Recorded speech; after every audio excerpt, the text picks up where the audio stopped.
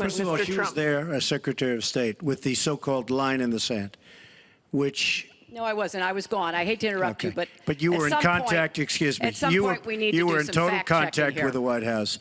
And perhaps, sadly, Obama probably still listened to you. I don't think he'd be listening to you very much anymore. Obama draws the line in the sand. It was laughed at all over the world what happened. Now, with that being said, she talks tough against Russia. But our nuclear program has fallen way behind, and they've gone wild with their nuclear program. Not good. Our government shouldn't have allowed that to happen. Russia is new in terms of nuclear. We are old, we're tired, we're exhausted in terms of nuclear. A very bad thing. Now, she talks tough. She talks really tough against Putin and against Assad. She talks in favor of the rebels. She doesn't even know who the rebels are. You know, every time we take rebels, whether it's in Iraq or anywhere else, we're arming people. And you know what happens? They end up being worse than the people. Look at what she did in Libya with Gadhafi. Gaddafi's out. It's a mess. And by the way, ISIS has a good chunk of their oil. I'm sure you probably have heard that. It was a disaster. Because the fact is, almost everything she's done in foreign policy has been a mistake, and it's been a disaster.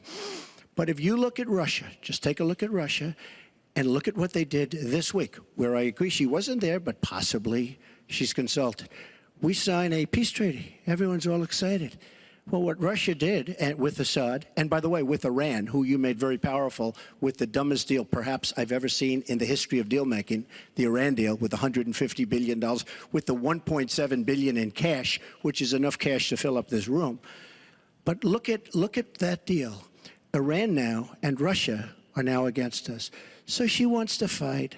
She wants to fight for rebels. There's only one problem. You don't even know who the rebels are. Mr. Trump, so Mr. what's Trump, the purpose? your 2 minutes and one thing is I up. have to say, your 2 minutes I don't like Assad at all, but Assad is killing ISIS. Russia is killing ISIS, and Iran is killing ISIS. And those three have now lined up because of our weak foreign policy.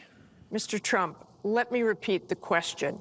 If you were president, what would you do about Syria and the humanitarian crisis in Aleppo? And I want to remind you what your running mate said.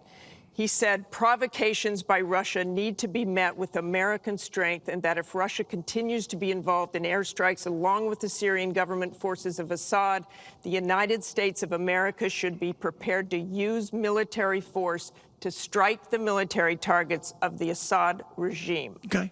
He and I haven't spoken, and I disagree. I disagree. You disagree with your running mate. I think we have to knock out ISIS. Right now, Syria is fighting ISIS. We have people that want to fight both at the same time.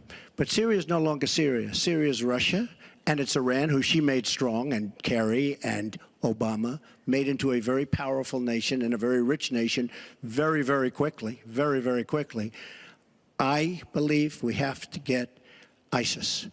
We have to worry about ISIS before we can get too much more involved. She had a chance to do something with Syria. They had a chance, and that was the line. What do you think will happen if Aleppo falls? I think Aleppo is a disaster, humanitarian-wise. What do you think will happen if it falls? I think that it basically has fallen, okay? It basically has fallen. Let me tell you something. You take a look at Mosul. The biggest problem I have with the stupidity of our foreign policy. We have Mosul. They think a lot of the ISIS leaders are in Mosul. So we have announcements coming out of Washington and coming out of Iraq. We will be attacking Mosul in 3 weeks or 4 weeks. Well, all of these bad leaders from ISIS are leaving Mosul. Why can't they do it quietly? Why can't they do the attack, make it a sneak attack, and after the attack is made, inform the American public that we've knocked out the leaders, we've had a tremendous success.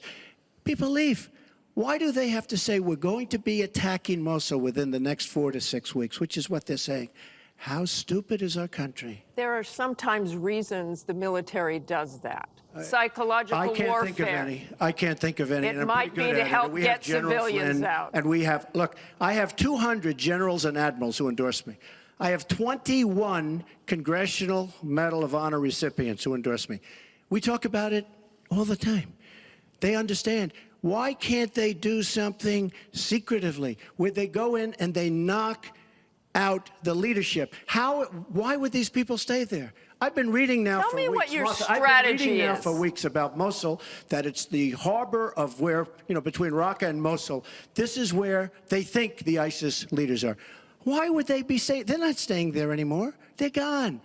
Because everybody's talking about how Iraq, which is us with our leadership, goes in to fight Mosul. Now, with these 200 admirals and generals, they can't believe it. All I say is this: General George Patton, General Douglas MacArthur are spinning in their grave at the stupidity of what we're doing in the Middle East. I'm going to go to Secretary